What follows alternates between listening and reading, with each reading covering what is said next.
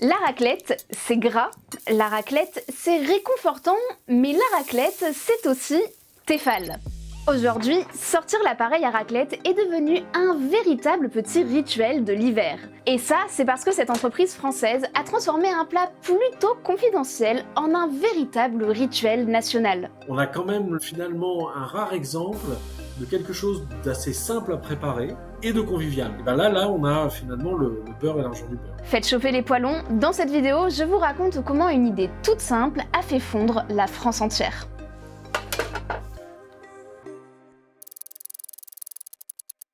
En 2024, les Français ont consommé près de 38 000 tonnes de fromage à raclette. Un amour du fromage fondu qui transcende toute la population.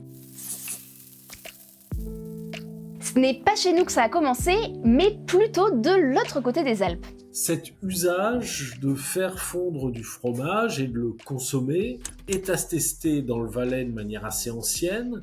Loïc Bienassi est professeur en histoire de la gastronomie. Parce qu'en fait, on a un texte par un médecin de Sion, ville du Valais, qui atteste de cet usage de faire fondre du fromage. Donc on aime bien utiliser ça, 1574, comme l'acte de naissance de la raclette dans le Valais. Petit à petit, la raclette devient une véritable tradition en Suisse. Mais attention, à cette époque, ce n'est pas encore un plat grand public. Le fromage, ça coûte cher. Il faut pas s'imaginer ça comme une sorte de consommation paysanne. Attention, parce que ces fromages qui étaient préparés dans les alpages, il y avait quand même l'idée de les vendre, de le commercialiser. Donc, on les préparait pas pour bâfrer pendant les rudes mois d'hiver. En même temps, pour faire une raclette, il fallait investir dans une demi-meule de fromage, car les appareils à raclette ressemblaient à ça.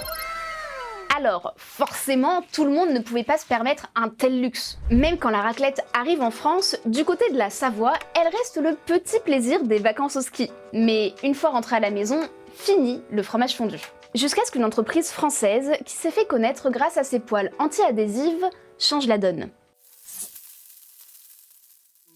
Tefal, c'est une entreprise française fondée en 1956 à Sarcelles, dans le Val d'Oise, par deux ingénieurs français. Ils sont connus mondialement pour une chose, l'invention de la première poêle qui n'attache pas, la fameuse poêle en téflon.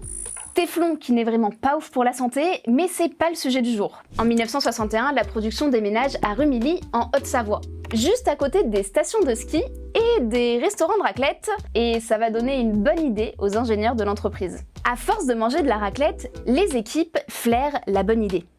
En 1978, Tefal dévoile une petite révolution, le premier appareil à raclette équipé de poêlons individuels. Pour faire une bonne raclette à la maison, il faut le raclette grill Tefal. Merci. Bon, il n'y a rien d'hyper révolutionnaire d'un point de vue purement technique dans ce nouvel appareil. Chaque petit poêlon profite quand même de l'emblématique revêtement anti-adhésif de la marque. Mais là où Tefal a le plus innové, c'est sur l'ergonomie de la machine. Plus besoin de s'offrir une demi-meule, ça coûte un bras, ni d'attendre son tour pour racler, ça casse un peu l'ambiance. Pour la première fois, tout le monde peut faire fondre son fromage en même temps, tranquille, autour de la table. Qu'il s'agit de quelque chose d'éminemment convivial. Il y a sa simplicité aussi, évidemment, qui joue beaucoup dans son succès. On a quand même finalement un rare exemple de quelque chose d'assez simple à préparer et de convivial. Et ben là, on a finalement le beurre et l'argent du beurre. Et signe qu'au même moment, la raclette devient un marché prometteur en France, la marque Richemont ouvre une usine laitière pour produire les premières meules à raclette savoyarde à grande échelle. Et l'ouverture de cette usine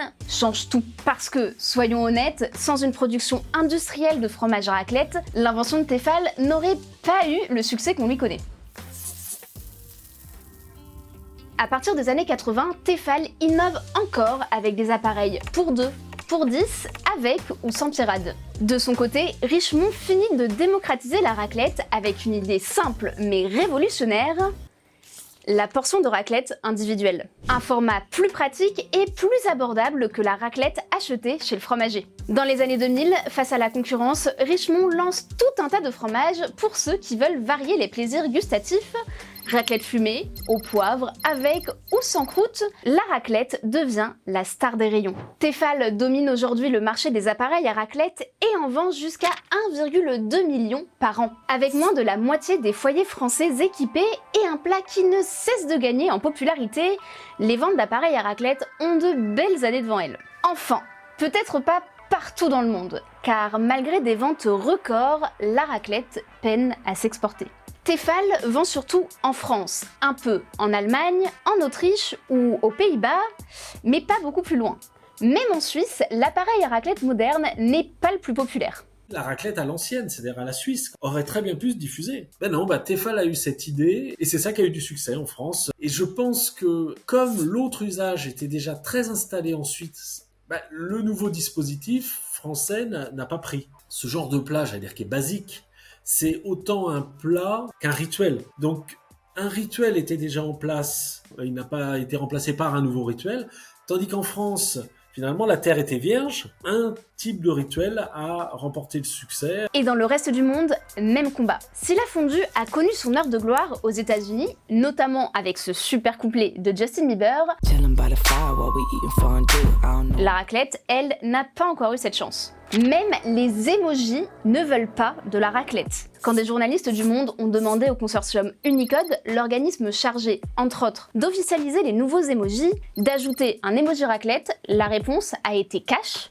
Il s'agit d'un plat qui semble trop obscur et un emoji qui n'est pas assez généralisable pour être placé sur la liste des emojis de nourriture prioritaire. L'idée peut également être exprimée avec des emojis existants, comme feu et fromage. Alors, on pourrait débattre pendant des heures de la quantité idéale de pommes de terre ou de la meilleure charcuterie.